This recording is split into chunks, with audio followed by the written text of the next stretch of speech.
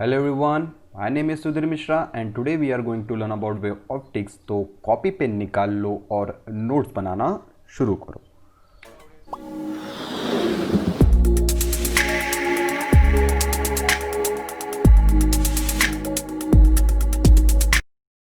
सबसे पहले हम जो टॉपिक पढ़ेंगे उसका नाम है सुपरपोजिशन प्रिंसिपल, उसके बाद interference of light, then YDSC और उसके बाद पढ़ेंगे इंटेंसिटी डिस्ट्रीब्यूशन। तो जो सबसे पहला टॉपिक हम पढ़ने जा रहे हैं उसका नाम क्या है? Superposition principle. अब हाँ, एक इंपॉर्टेंट चीज़ मैं बताना भूल गया, ये जो टॉपिक है लाइट का, इसमें जो चीज़ें हैं इंटरफेरेंस, सुपरपोजिशन और इंटेंसिटी, ये साउंड में भी है। सो लाइट एंड साउंड दोनों में ये इम्पॉर्टेंट है। सो आप इन टॉपिक को अच्छे से डिटेल में पढ़ेंगे लाइट में, तो साउंड में भी आपको अपने आप काम में आ जाएगा। ये जो वाईडीएससी है इसका भी नाम मैं बता देता हूँ, यंग्स डबल स्लिट एक्सपेरिमेंट। ठीक है, क्या नाम होता है बच्चों इसका? Young's double slit experiment. तो हम सबसे पहले स्टार्ट करेंगे सुपरपोजिशन प्रिंसिपल से। ठीक है, ओके। सो नंबर 1 क्या है? Principle of superposition. सो ये जो थ्योरेटिकल चीज़ें स्टेटमेंट के टर्म में दी है ये आप अच्छे से याद कर लेंगे, पर इसको मैं अच्छे से डिटेल में एक्सप्लेन कर देता हूँ। मान लीजिए कोई एक पॉइंट, ठीक है। सो मैंने क्या बनाया यहाँ पे? कोई भी एक पॉइंट बनाया है, यहाँ पे एक से ज़्यादा वेव आ रही है। ठीक है, यहाँ पे क्या हो रही है? इस पॉइंट पे एक से ज़्यादा वेव आ रही है। इस पॉइंट का नाम मैं पी दे देता हूँ, पॉइंट पी। ओके, तो यहाँ पे क्या हो रही है? एक से ज़्यादा वेव आ रही है। ठीक है, अब आ रही है तो क्या होगा? सिंपल सी बात है, when two or more wave. ठीक है ना, क्या बोला मैंने? When two or more wave coming at a point simultaneously. ठीक है, क्या बोला मैंने? When two or more wave, ये जैसे कि ये पहली वेव है और ये क्या है? दूसरी वेव है। सो ये क्या हो रही है? एक ही पॉइंट पी पे आ रही है। ठीक है, सो हमने क्या बोला है? When two or more wave coming at a point simultaneously, then each wave produces its own displacement. Each wave produces its own displacement independent on each other। एक बार मैं रिपीट करता हूँ, क्या बोला मैंने? मैंने ये बोला when टू, ये दो हो गई, दो से ज़्यादा भी हो सकती है, तो हम स्टार्ट करेंगे, बोलेंगे when टू और more wave coming at a point simultaneously, then each wave produces its own displacement independent on each other. ठीक है, तो उसके बाद क्या होगा? देन रिजल्टेंट डिस्प्लेसमेंट, जो कि मैं वाई बोल रहा हूं, इन दोनों का एडिशन या तो सब्ट्रैक्शन हो सकता है। अभी क्यू addition, same direction addition, opposite direction subtraction, ये हमने वेक्टर में पढ़ा है। ठीक है, सो यही बात हम आगे यूज करेंगे। सो हमने क्या बोला? Then resultant displacement is equal to vector sum of individual displacement is equal to vector sum of individual displacement. So sum मतलब क्या? उन दोनों का एडिशन भी हो सकता है और उन दोनों का सब्ट्रैक्शन भी हो सकता है। ठीक है, सो मैंने यहाँ पे क्या करना है? एक बार एडिशन और एक बार सब्ट्रैक्शन। एडिशन मतलब क्या है? सेम डायरेक्शन या तो सेम फेज। अब ये फेज वाली कहानी मैं डिटेल में बताऊंगा। 0 डिग्री एंगल, या तो इसको हम कभी कभी क्या बोलते हैं? पैरेलल। ठीक है, तो यहाँ पे क्या होगा? Opposite direction. ठीक है, अपोजिट डायरेक्शन या तो आउट ऑफ फेज।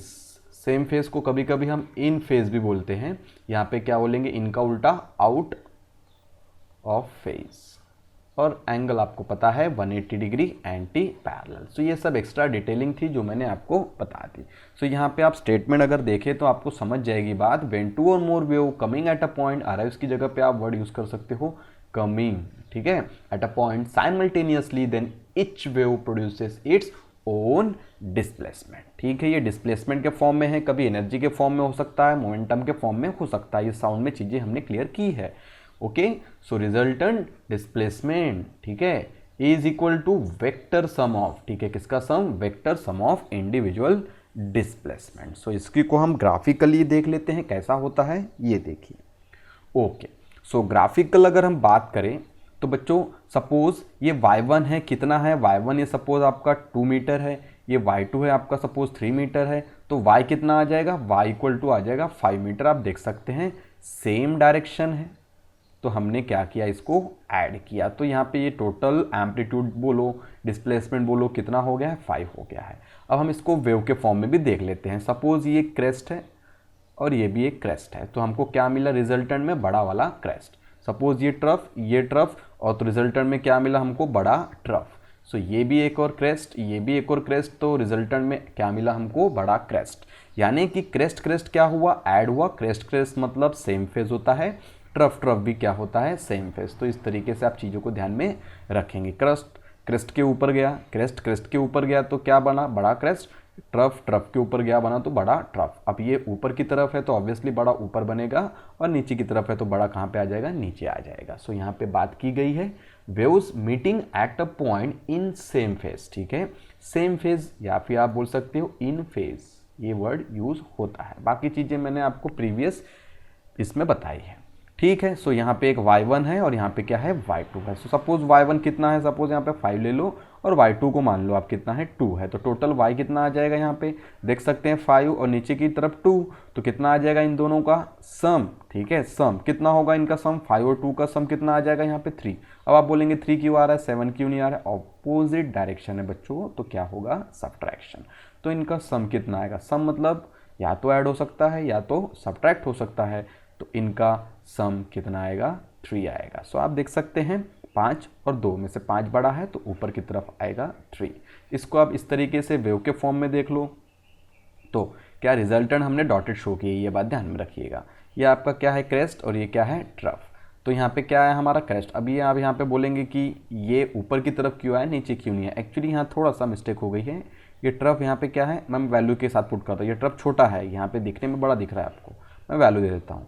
सपोज ये 5 है और ये ट्रफ कितना है, सपोज 3 है। तो यहाँ पे टोटल कितना आएगा, क्रेस्ट बनेगा जो कि ऊपर की तरफ रिजल्टेंट आएगा, और कितने का आएगा, 2 का, ऐसा। ठीक है, तो क्रेस्ट के साथ ट्रफ ओवरलैप हुआ, 5 और 3 का टोटल कितना आएगा, 2। हाँ, यहाँ पे देखेंगे सेम पैटर्न में। सो यहाँ पे क्या है, क्रेस्ट, और यहाँ पे क्या है, ट्रफ। इनका रिजल्टेंट कितना आ जाएगा, ट्रफ, क्योंकि यहाँ पे हमने मैथमेटिकली चीज़ों को समझना है। मैथमेटिकली समझाने के लिए मैंने आपको ये ग्राफ भी बताया है। सो क्रेस्ट कितना है यहाँ पे 3, ट्रफ कितना है यहाँ पे 2, तो रिजल्टेंट कितना आ जाएगा 1। इस तरीके से आप मैथ कर सकते हो। तो मेन मेरा मकसद यही था कि आप इन चीज़ों को ग्राफिकली समझो, और अगर आपके एग्जाम में आता है तो आप ये भी ड्रॉ करेंगे तो मार्क्स मिल सकते हैं, ये भी ड्रॉ करेंगे तो मार्क्स मिलेंगे। हो सकता है कि एग्ज़ाम वाले को ज़्यादा पसंद हो वेव के फॉर्म में, तो आप वेव के फॉर्म में भी ट्राई कर सकते हैं। सो ये एग्ज़ाम में आपको टोटली 2 मार्क्स के लिए आएगा थेरोटिकली, स्टेट बोर्ड की अगर हम बात करें तो। और एंट्रेंस में ये छोटी छोटी बातें पूछी नहीं जाती है, ये सिर्फ कंसेप्ट में काम आएगी न्यूमेरिकल को सॉल्व करते वक्त। ठीक है, सो हमने जो बात करना है, बात ये करना है out of phase, that is 180 degree, या फिर आप बोल सकते हो अपोजिट, एंटी पैरेलल। ये सभी छोटी छोटी बातें ध्यान में रखना चाहिए। ठीक है, आगे बढ़ना चाहिए हमने, क्योंकि ये छोटा सा टॉपिक है, इसका नाम क्या था, सुपर पोजिशन, और ये इंपॉर्टेंट है बच्चों, इसको अच्छे से ध्यान में रखिएगा। चलिए आगे बढ़ेंगे। ओके, सो अब हम देखेंगे इंपॉर्टेंट पार्ट फेज। ये काफ़ी ज़्यादा बेसिक है, इसको आप अच्छे से समझ लेंगे यहाँ पे, ताकि आपको चीज़ें बहुत डिटेल में जब आए तो अच्छे समझ में आ जाए। तो यहाँ पे हमने बेसिक पढ़ना है, तो बेसिक में क्या पढ़ना है, फेज, तो पढ़ना है फेज डिफरेंस। फिर हम पढ़ेंगे पाथ, तो पाथ डिफरेंस, तो टाइम के बारे में हमें पता है तो टाइम डिफरेंस।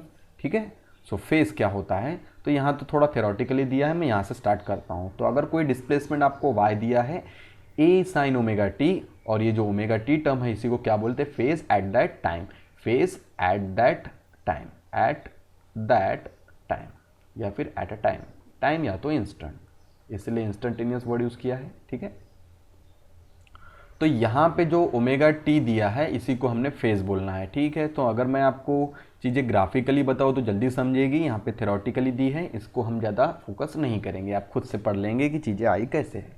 ठीक है ना, ओके। सो ये आपका पहला पॉइंट, ये आपका छठवां पॉइंट, ये आपका 2, और मतलब पोजीशंस है, डिफरेंट डिफरेंट इनको नंबरिंग दी गई है। तो अगर आपका मीडियम में कोई पार्टिकल है, कोई भी डस्ट पार्टिकल मान लो, मीडियम में कोई पार्टिकल है, ठीक है। सो पॉइंट 2 पे पार्टिकल कहाँ जा रहा है, ऊपर जा रहा है, यानी मान लो कि ये पॉइंट 2 पे ऐसा ऊपर जा रहा है। ठीक है, सो मीन पोजीशन है ये, और मीन पोजीशन पे वेलोसिटी क्या होती है, मैक्सिमम। सो वेलोसिटी बहुत बड़ी है, धीरे धीरे एक्सट्रीम की तरफ जाएगा, वेलोसिटी क्या होगी बच्चों, कम होगी, और जैसे ही वो पॉइंट 6 पे पहुंचेगा तो वेलोसिटी क्या होगी, 0। ये क्या है, पॉजिटिव एक्सट्रीम पोजीशन। अब हमको पता है धीरे धीरे वो पार्टिकल ऊपर गया तो वेलोसिटी क्या हो गई, 0 हो गई। अब नीचे आएगा तो वेलोसिटी क्या होगी, बढ़ेगी, ऑब्वियस सी बात है, मेन पोजीशन पे वेलोसिटी क्या रहेगी, सबसे ज़्यादा रहेगी। तो आप समझ चुके होंगे मैं क्या बताना चाहता हूँ आपको, अगर नहीं समझेंगे तो आप भी ध्यान देंगे, ठीक है। तो मैं पॉइंट 1 और अगर 2 की बात करूँ, तो पॉइंट 1 और 2 की अगर हम बात करेंगे तो हमको साफ साफ पता चलता है पॉइंट 1 में पार्टिकल नीचे जा रहा है और पॉइंट 2 में पार्टिकल ऊपर जा रहा है। सो इससे क्या पता चलता है, ये क्या है, आउट ऑफ फेज। मैं बाकी भी बता देता हूँ आपको, आउट ऑफ फेज या तो जल्दी समझेगा आपको अपोजिट डायरेक्शन, ठीक है। आई होप कि आप समझ रहे होंगे चीज़ों को अच्छे से। Out of phase, opposite direction, so point 1 और 2 क्या है, आउट ऑफ फेज है, ठीक है। या फिर एंटी पैरेलल, जल्दी समझ में आ जाएगा आपको, एंटी पैरेलल। मैं ये सभी चीज़ें यूज़ करता हूँ, ये 4 चीज़ें हम पूरे फिजिक्स में यूज़ करते हैं। सो आई होप कि आप इन चीज़ों को अभी के अभी समझ लेंगे। सो इसकी बात अगर हम करें तो यहाँ पे क्या है, वेलोसिटी बहुत ज़्यादा है, ठीक है। मेन पोजीशन में बात करें तो वेलोसिटी क्या होगी, बहुत ज़्यादा होगी। मैं कुछ और पॉइंट एक्सप्लेन करने के लिए थोड़ा एक्स्ट्रा बता रहा हूँ ताकि आपको हमेशा के लिए समझ में आ जाए। ओके, सो ये ऊपर जा रहा था, सो ऑब्वियस सी बात है यहाँ पे पॉइंट क्या होगा, यहाँ पे तो जीरो होगा, ये आपका नेगेटिव एक्सट्रीम पोजीशन है, तो वेलोसिटी क्या होगी, जीरो। मैं इसको 2 डैश बोल देता हूँ ताकि समझ में आए। ओके, सो यहाँ से क्या होगा, धीरे धीरे वेलोसिटी क्या होगी, कम होगी, यहाँ पे क्या होगी और कम होगी, और यहाँ पे क्या होगी, जीरो। फिर धीरे धीरे जैसे जैसे ऊपर जाएगा वेलोसिटी क्या होगी, उसकी बढ़ना चालू हो जाएगी, और यहाँ पे आके वेलोसिटी क्या होगी, मैक्सिमम। यानी हमको क्या पता चला, एक्सट्रीम पोजीशन से मेन पोजीशन की तरफ, फिर से एक बार, एक्सट्रीम पोजीशन से मेन पोजीशन की तरफ वेलोसिटी बढ़ती है, सही बात है। एक्सट्रीम पोजीशन से अगर मेन पोजीशन जाए तो वेलोसिटी बढ़ती है। अब ये क्या है, एक्सट्रीम पोजीशन है, पॉजिटिव एक्सट्रीम है, हम जा कहाँ रहे हैं, मेन पोजीशन, तो वेलोसिटी क्या होगी, धीरे धीरे बढ़ेगी। यहाँ वेलोसिटी जीरो है तो अब वेलोसिटी धीरे धीरे अब कहाँ बढ़ेगी, ऊपर की नीचे की तरफ, नीचे की तरफ, ठीक है। तो ऐसी वेलोसिटी आपकी बढ़ेगी। तो मैंने इतने सारे एरोज बना दिए, कहीं ऊपर एरो कहीं नीचे एरो, ये आपको समझ गया होगा मैंने किस लिए बनाया है, ये आपको सिर्फ बताने के लिए कि सेम फेज और आउट ऑफ फेज क्या होता है। तो हम बात करें अगर 1 2 की, तो यहाँ पे हमें समझ में आ गया है कि पॉइंट 1 और पॉइंट 2 क्या है, आउट ऑफ फेज है, ठीक है। ओके, अब हम बात करेंगे 6 पॉइंट और 7 पॉइंट की। यहाँ पे हमको पता है कि पार्टिकल अगर एक्सट्रीम की तरफ, एक्सट्रीम से मीन की तरफ जाएगा तो नीचे की तरफ जाएगा। सो पॉइंट 6 और 1 की बात करें तो 6 से अगर 1 जा रहा है तो मीन की तरफ जा रहा है, डायरेक्शन क्या है, नीचे है, नीचे इधर से भी इधर नीचे है, तो ऑब्वियसली ये क्या पॉइंट हुआ हमारा, सेम फेज में। या फिर आप सीधा सीधा बोलो ये क्रेस्ट है, ये क्रेस्ट है, सो ये क्या हो गए, सेम फेज में। सो 6 और 7 क्या हुए हमारे, सेम फेज में। ये एक्स्ट्रा डिटेलिंग बहुत ज़रूरी है बच्चों, आपको नहीं पता अभी बेसिक है, बट यही बेसिक जब आगे जाके यूज़ होता है तो बहुत बड़ा बन जाता है। तो इसलिए मैं आपको काफ़ी डिटेल में बता रहा हूँ, इस चीज़ को अच्छे से आप अपने कॉपी में भी नोट कर लेंगे। एक्स्ट्रा डिटेलिंग काफ़ी ज़रूरी है यहाँ पे। स्टार्टिंग में अगर आपका बेसिक बहुत स्ट्रांग हो जाए तो आप छोटी छोटी चीज़ें आसानी से कवर कर सकते हैं। ओके, सो मैं क्या बात कर रहा था, 6 और 7 की। तो 6 और 7 क्या है, क्रेस्ट है, तो ऑब्वियसली क्या हो गई ये अपने आप सेम फेज में। हाँ, अब हम बात करेंगे पॉइंट 1 और 3 की। पॉइंट 1 और 3 की अगर हम बात करें तो क्या है, ये दोनों नीचे की तरफ है। सो 1 और 3 अपने आप क्या हो गए, सेम फेज में हो गए। और कोई सेम फेज में है क्या, देखते 2 और 3 की बात करें तो 2 और 3 क्या हो गए, आउट ऑफ फेज में। मैं ज़्यादा डिटेल नहीं बताऊंगा, आप बोलेंगे कि 7 4 और इनके बारे में बताइए, तो ये आपको समझ गया होगा। इसको मैं 4 डैश बोल देता हूँ, ये 2 डैश है।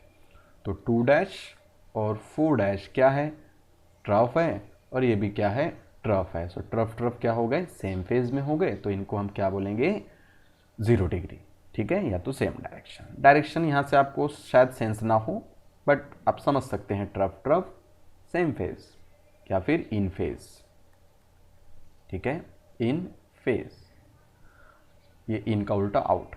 ओके, सो हम बात करेंगे अब हम ट्रफ एंड क्रेस्ट की। तो ट्रफ एंड क्रेस्ट हमेशा क्या होते हैं, अपोजिट होते हैं, या तो क्रेस्ट एंड ट्रफ की बात करो ये अपोजिट होते हैं। तो क्रेस्ट का उल्टा ट्रफ का उल्टा क्रेस्ट, तो क्या हो जाए 180 डिग्री। सो ये काफ़ी डिटेल थी, आप इसको अच्छे से कॉपी में नोट करेंगे, ठीक है। सो आगे बढ़ेंगे, नेक्स्ट टॉपिक रहेगा आपका फेज डिफरेंस। सो फेज डिफरेंस क्या होता है बच्चों, जैसे कि मान लो कि एक डिस्प्लेसमेंट था आपका A sine omega T plus phi 1, ठीक है, और एक डिस्प्लेसमेंट है आपका y2 equal to A sine omega T plus phi two. ठीक है, अब ये प्लस फाई वन क्या है, प्लस फाई टू क्या है, मैं बता देता हूँ आपको, बट उसके पहले मैं थोड़ा सा फेज डिफरेंस आपको बताना चाहता हूँ। सो फेज डिफरेंस क्या होगा, ठीक है। सो फेज डिफरेंस क्या होगा बच्चों, बड़े ले लेते हैं हम इसको, y2 को बड़ा मान लेते हैं। जैसे कि पाथ डिफरेंस की अगर आप बात करेंगे तो पाथ डिफरेंस क्या आ जाएगा, y2 माइनस y1, मतलब मैं y2 को बड़ा मान रहा हूँ, ठीक है। तो जरूरी नहीं है, बट यहाँ पे हम मान रहे हैं, कंसिडर कर रहे हैं y2 माइनस y1, तो वैसे ही यहाँ पे क्या करेंगे y2 माइनस y1 यानी ओमेगा टी, और ये लगाया हमने इसको ओमेगा टी प्लस फाई1। अब मैथमेटिकल एक स्टेप हमने ज़्यादा कर दी है तो हम आगे भी ज़्यादा कर देंगे। सो ये आपका आ गया। So omega T cancel. So phase difference क्या आ गया बच्चों, phi two minus phi one. So मुझे यही बताना था आपको, आप इसको नोट कर लेंगे अच्छे से। अगर आप यहाँ से देखें तो आप समझ गए होंगे कि ये क्या है। So phi two minus phi one, यहाँ पे फाई टू की वैल्यू फाई है और यहाँ पे फाई वन की वैल्यू जीरो है। देख सकते हैं यहाँ पे कुछ नहीं है तो ऑब्वियस सी बात है यहाँ पे क्या आएगा, 0 डिग्री, ठीक है। सो इस तरीके से ये चीज़ें होती है। और हम फेज डिफरेंस है तो ऑब्वियसली इसको हम डिफरेंस के लिए डेल्टा यूज़ करेंगे, और फेज है तो ऑब्वियसली फाई हम डिनोट करते हैं। पाथ डिफरेंस में डिफरेंस के लिए हम क्या लेते हैं, डेल्टा, डिफरेंस के लिए डेल्टा, और पाथ का डिफरेंस है, सिंबल हम यहाँ पे यूज़ करते हैं एक्स, ठीक है। सो हमने इसको लिया एक्स। अब ये लाइट में एक्स ले रहे हैं, सभी जगह एक्स लेंगे, ठीक है, टेंशन नहीं लेना। ओके, सो आगे बढ़ेंगे हम, क्योंकि ये फॉर्मूला हमने बना लिया है। सो अभी हम इसको क्या करेंगे, यूज़ करेंगे। तो कहाँ कहाँ यूज़ करेंगे अगला देखेंगे, पाथ डिफरेंस में यूज़ कर लेंगे और टाइम डिफरेंस में यूज़ करेंगे। सो अब इंपॉर्टेंट बात ये है कि ये फॉर्मूला बहुत इंपॉर्टेंट है। कहाँ कहाँ इंपॉर्टेंट है, ऑसिलेशन में इंपॉर्टेंट है। ये जो मैंने टॉपिक आपको पढ़ा, ये पूरा टॉपिक, कंप्लीट टॉपिक, ठीक है। मैं बेसिक पढ़ा रहा हूँ और बेसिक हमेशा मैं इसी तरीके से पढ़ाता हूँ, डिटेल में। सो बेसिक की बात अगर हम करें तो कहाँ कहाँ इंपॉर्टेंट है, कई सारे चैप्टर में। ऑसिलेशन के टॉपिक में, ऑसिलेशन को आपने पढ़ा है SHM, सिंपल हार्मोनिक मोशन, ठीक है, सुपरपोजिशन वहीं पे रहता है, नंबर 2। फिर उसके बाद आपको ये काम आएगा वेव मोशन में, और ऑब्वियस सी बात है ये लाइट में काम आएगा। लाइट मतलब आप समझ ही गए होंगे, यानी वेव ऑप्टिक्स। फिर ये अभी लाइट की बात है, ट्रांसवर्स वेव की बात है तो कहाँ काम आएगा, ट्रांसवर्स वेव जहाँ जहाँ होती है, यानी AC में काम आएगा, अल्टरनेटिंग करंट और इलेक्ट्रोमैग्नेटिक वेव, ठीक है। सो ऐसे सारे टॉपिक है, इसका मतलब बेसिक काफ़ी स्ट्रॉन्ग होना ही चाहिए, ठीक है। सो फॉर्मूला बेसिक है, phase difference upon path difference. अब किसी भी सर्कल में अगर हम बात करें तो बच्चों, सर्कल में क्या होता है, पूरा का पूरा एंगल कितना होता है, 180 डिग्री। और तो यहाँ से हम बात कर लेते हैं, इसको अच्छे से समझ लेते हैं। यहाँ से यहाँ तक क्या होगा, आधा सर्कल यानी हाफ साइकिल। यहाँ से यहाँ तक पूरा circle, that is 180 degree, sorry 360 degree, यानी कंप्लीट 1 साइकिल। सो मैं आपको जो बता रहा हूँ आपको लर्न रखना है। यहाँ से यहाँ तक जो डिस्टेंस होता है बच्चों क्या होगा, यहाँ से यहाँ तक डिस्टेंस क्या होगा बच्चों, कंप्लीट लैम्डा। सो आपने याद रखना है, ये डिस्टेंस कंप्लीट क्या हुआ, लैम्डा हुआ, ठीक है। तो ये आधा डिस्टेंस क्या होगा, लैम्डा बाय 2। तो याद क्या करना है, लैम्डा याद है तो आपको याद कर लेना है 2 पाई, और 2 पाई याद है तो आपको याद करना है टी। अगर लैम्डा बाई टी लिखूँ तो मैं पाई लिखूँगा, और इसका मतलब ऐसा। सो आप यहाँ से भी याद रख सकते हो, ये चीज़ें इंपॉर्टेंट है, ठीक है। सो आगे बढ़ेंगे। So delta phi upon delta x, that is a phase difference upon path difference. क्या आएगा फेज डिफरेंस, 2 पाई लिखना चाहिए। पाथ डिफरेंस है तो क्या लिखेंगे, ऑब्वियसली हमने 2 पाई लिखा है। सो 2 पाई मतलब हमने पाथ डिफरेंस में क्या लिखना है, लैम्डा। सो ये चीज़ें ध्यान में रखने के लिए मैं आपको फॉर्मूला इस तरीके से बता रहा हूँ। तो टाइम डिफरेंस की अगर बात करें तो phase difference upon time difference क्या आ जाएगा बच्चों, फेज डिफरेंस के लिए 2 पाई और टाइम डिफरेंस है तो 1 साइकिल, ठीक है। तो ये फॉर्मूले का शॉर्ट पैटर्न है, आप इसको अच्छे से ध्यान में रखेंगे। सो ये फॉर्मूला मैंने यहाँ पे भी आपको दिया है, इसको आप समझ सकते हो कि ये इंपॉर्टेंट है। फॉर्मूले की लिस्ट में डायरेक्ट भी लिखा तो भी चलेगा।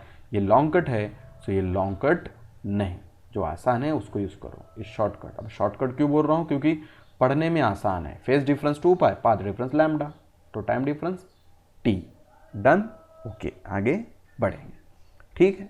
सो अगला टॉपिक हम जो पढ़ने वाले हैं वो टॉपिक काफ़ी इंपॉर्टेंट है, न्यूमेरिकल में काम आएगा, interference of light. So definition से हम जाएंगे, क्या बोला गया है, when two waves of exactly same frequency. अभी एग्जैक्टली सेम फ्रीक्वेंसी है तो ओमेगा क्या रहेगा, constant, coming from 2 coherent sources. Frequency same है मतलब क्या सेम हो गए, कलर सेम हो गए, ठीक है। ये चीज़ें आपको पता है, मैंने काफ़ी डिटेल में इसके बारे में बताया है already.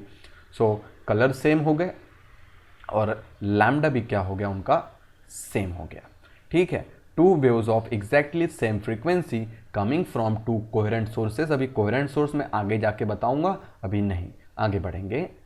Two waves of exactly same frequency coming from two coherent sources travel in a medium in the same direction simultaneously, then due to superposition at some points intensity of light is maximum and some points intensity of light is minimum। maximum मतलब हम sound में अगर बोले तो sound में क्या बोलेंगे, loud. ठीक है, साउंड में, और एक क्या होगा मिनिमम में, फेंट साउंड, अगर हम साउंड की बात करते हैं तो। और लाइट की बात करेंगे तो लाइट क्या होगी, यहाँ पे ब्राइट होगी।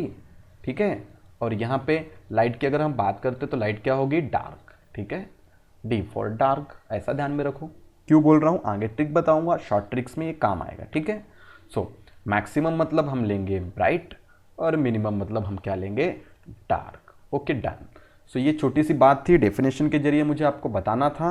बट इसके बारे में एक्स्ट्रा पॉइंट ये है कि इंटरफेरेंस का जो लाइव एग्जांपल आपने लाइफ में देखा है वो क्या है, सोप बबल का। सोप बबल में आपने देखा होगा कलर्स दिखते हैं, डिफरेंट टाइप के कलर्स दिखते हैं, रेनबो के कलर दिखते हैं। ठीक है, 7 कलर्स आपने देखे हैं। और light reflected from a thin oil film, thin oil film floating on a water. So simple सा एग्जाम्पल है, अगर आपने देखा होगा तो पानी में अगर कोई ऑयल गिरता है तो हमको कलर्ड पैटर्न दिखता है, या फिर रेनी सीजन्स में आपने देखा होगा अगर पानी के ऊपर कोई ऑयल गिर जाए तो हमें कलर्ड पैटर्न दिखता है। सो यही क्या होता है, इंटरफेरेंस के एग्जाम्पल्स। सो आगे बढ़ेंगे, टेक्स्ट बुक की एक डायग्राम देख लेंगे जो कि आपको काफ़ी अच्छे से दी गई है। यहाँ पे कंस्ट्रक्टिव और डिस्ट्रक्टिव बताया गया है, हम इसको डिटेल में अभी पढ़ने जा रहे हैं। तो चलिए पढ़ेंगे कंस्ट्रक्टिव इंटरफेरेंस और डिस्ट्रक्टिव इंटरफेरेंस। उसके पहले मैं आपको बता दूं ये क्या होता है क्रेस्ट, और ये जो डॉटेड है इसको क्या बोलेंगे, ट्रफ। अभी डायग्राम आपको एकदम से नहीं समझ में आएगी जब तक कि आप क्या ना देख लो, कंस्ट्रक्टिव और डिस्ट्रक्टिव इंटरफेरेंस।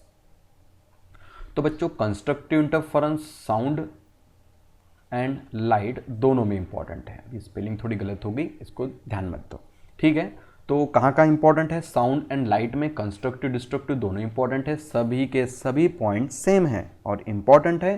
तो आप इसको ध्यान से फिर से एक बार पढ़िएगा। ठीक है, चलिए स्टार्ट करते हैं। When crest of one wave coincide with crest of another wave then interference is called constructive interference. या फिर trough of one wave coincide with trough of another wave, the interference is called constructive interference. ठीक है, या तो when crest of one wave coincide with trough of another wave then the interference is called destructive interference। या फिर यहाँ पे देख लो when trough of one wave coincide with crest of another wave the interference is called destructive interference। फिर से एक बार, when crest of one wave coincide with trough of another wave the interference is called destructive interference। तो different है तो destructive, same है तो constructive. सो क्या बोलेंगे, same same constructive, same same constructive. Spelling में मत जाना, ठीक है, सेम सेम कंस्ट्रक्टिव। नहीं समझ रहा, कोई प्रॉब्लम नहीं, शॉर्टकट ट्रिक थी, अब इसको पचाना तो पड़ेगा, डाइजेस्ट कर लो। नहीं होता तो यहाँ से D for different, D for different, D for destructive, D for different, D for destructive और डी फॉर डार्क। तो यहाँ पे जो एक्स्ट्रा पॉइंट बताता हूँ मैं, ये पॉइंट नोट कर लो।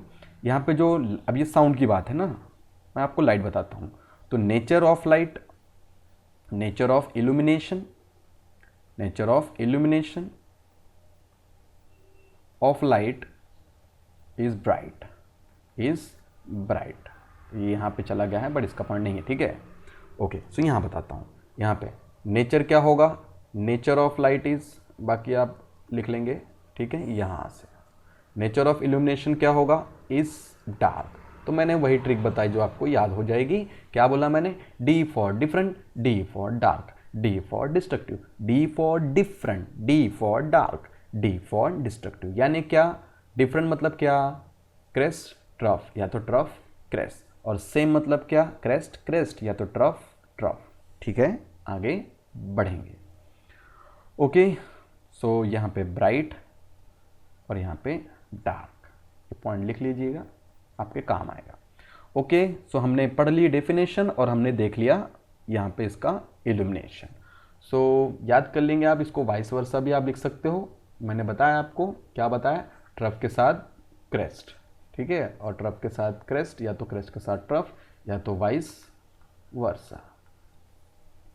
चलिए आगे बढ़ेंगे, ये आप पॉइंट खुद से पढ़ लेंगे, थ्योरेटिकल है, आप समझ सकते हैं। तो फेज डिफरेंस की बात करते हैं फिर से एक बार। फेज डिफरेंस क्या होता है, even multiple of pi. So phase difference is equal to even multiple of pi. यहाँ पे क्या आएगा, phase difference is equal to odd multiple of pi. So 180 degree बोलो या तो 0 डिग्री बोलो, ठीक है, ओके। सो हम बात करेंगे जो 2n-1 टर्म है, इसी को हम क्या बोलते हैं, ऑड बोलते हैं, और यहाँ पे जो इवन है इसे हम ट्वाइस n बोलते हैं, ठीक है। सो ये है आपकी इवन टर्म, वही चीज़ हो गई। तो पाथ डिफरेंस क्या आएगा, मैं इसको मिटा देता हूँ। So path difference something multiple of pi, और यहाँ पे path difference something multiple of, sorry path difference है λ/2 आएगा। एक सेकेंड, फिर से एक बार, path difference is equal to something multiple of λ/2, यहाँ पे path difference something multiple of λ/2। वैसे ही यहाँ पे हमने फेज देखा था, phase difference equal to something multiple of pi, और यहाँ पे क्या आएगा, समथिंग मल्टीपल ऑफ पाई। तो यहाँ पे समथिंग क्या आएगा, इवन मल्टीपल ऑफ पाई। सो यहाँ पे क्या आएगा, इवन मल्टीपल ऑफ पाई। यहाँ पे क्या आएगा, ऑड मल्टीपल ऑफ पाई। तो यहाँ पे क्या आएगा, odd multiple of λ/2, sorry path difference है तो λ/2। तो यहाँ पे क्या आएगा, इवन, यहाँ पे क्या आएगा, ऑड, यहाँ पे क्या आएगा, इवन, तो यहाँ पे क्या आएगा, ऑड, ड डिस्ट्रक्टिव, डिफरेंट, डिस्ट्रक्टिव और डार्क डिफरेंट, ठीक है, ऐसे ध्यान में रखो, odd different dark destructive, odd dark, okay. तो शॉर्ट ट्रिक्स थी, आपको सिर्फ ध्यान में रखने के लिए काम आएगा। आप इसको अगर अच्छे से प्रैक्टिस कर ले तो आपको ही हमेशा ध्यान में रह सकती हैं। तो यहाँ पे हर चीज़ क्या होगी, इवन है तो मैक्सिमम होगी, हमेशा ऐड होगी। सो एम्पलीट्यूड भी क्या है, मैक्सिमम है। अगर दोनों एम्पलीट्यूड सेम हैं तो ऑब्वियसली क्या आ जाएगा, 2a0। ये मैथमेटिकल टर्म है, आप इसको अच्छे से खुद से कर लेंगे। अगर मिनिमम है तो ऑब्वियसली बात है क्या आ जाएगा, 0, a1 - a2। 0 क्यों आया, बिकॉज a1 = a2 हमने लिया है, और a min = क्या हो जाएगा फिर 0। सो ये छोटी छोटी टर्म है। अब ये एम्पलीट्यूड का रिलेशन किससे होता है हमको पता है, intensity is directly proportional to amplitude square. मैं पूरा लिख रहा हूँ इसको, एम्पलीट्यूड स्क्वायर। सो इंटेंसिटी वाला भी पॉइंट हम देख लेते हैं। सो क्या है इंटेंसिटी वाला point, intensity at a point of observation will be. अभी इंटेंसिटी का एक इक्वेशन दिया है बच्चों मैंने, वो इक्वेशन में यहाँ लिख देता हूँ। तो रिजल्टेंट इंटेंसिटी क्या होता है बच्चों, I1 + I2 + twice √ I1 I2 cos phi, ठीक है। सो यहाँ पे फाई की वैल्यू क्या होती है, अपोजिट 180 डिग्री, यहाँ पे मैंने लिखा ही है, ठीक है ना, ओके। डेल्टा फाई हमने देखा था ना, वहाँ पे डेल्टा फाई क्या आया था, डेल्टा फाई आया था हमारा φ2 - φ1 = φ, ठीक है, ओके। सो बढ़ेंगे अब आगे हम, ठीक है।